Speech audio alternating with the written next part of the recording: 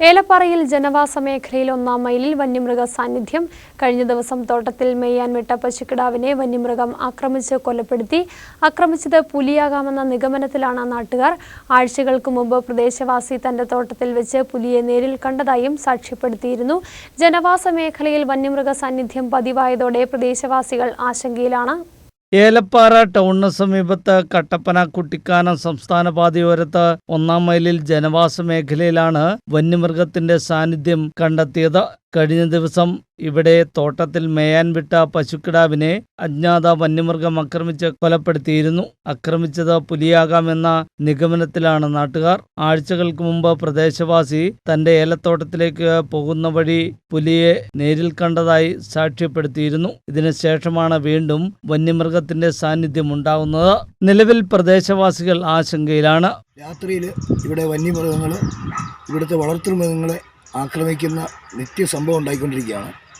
അപ്പോൾ ബന്ധപ്പെട്ട ഫോറസ്റ്റ് അധികാരികളോട് ഈ വിഷയങ്ങളൊക്കെ നമ്മൾ ധരിപ്പിക്കാറുണ്ട്. അവർ വന്ന് ഒരു പരിശോധന നടത്തി പോകുന്നതല്ലാതെ ഇതിനൊരു പരിഹാരം കാണുന്ന കാര്യത്തിൽ അവർ വേണ്ടത്ര ജാഗ്രത പുലർത്തുന്നില്ല. അപ്പോൾ ബന്ധപ്പെട്ട അധികാരികൾ, ഫോറസ്റ്റ് അധികാരികൾ ഈ സംഭവം, ഇപ്പോൾ ഇവിടെ ചത്തു കിടക്കുന്ന പശു ഇതേതോ വന്യമൃഗത്തിൻ്റെ അക്രമത്തിൽ രക്ഷപ്പെട്ട് വന്നതാണ്, പക്ഷേ ചത്തു കിടക്കുകയാണ്.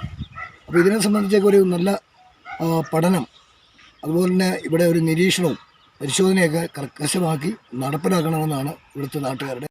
പ്രദേശത്ത് നാളുകളായി വന്യമൃഗത്തിന്റെ സാന്നിധ്യം ഉള്ളതായി നാട്ടുകാരും പറയുന്നുണ്ട്. ഈ പ്രദേശത്തിന് തൊട്ടടുത്താണ് ഏലപ്പാറ കോഴിക്കാനം മേഖല. ഈ മേഖലയിൽ പുലിയുടെ സാന്നിധ്യം വനംവകുപ്പ് സ്ഥിരീകരിച്ചിരുന്നു. തുടർന്ന് പുലിയെ പിടികൂടാൻ കൂട് സ്ഥാപിച്ചെങ്കിലും പുലി കൂട്ടിൽ അകപ്പെട്ടില്ല.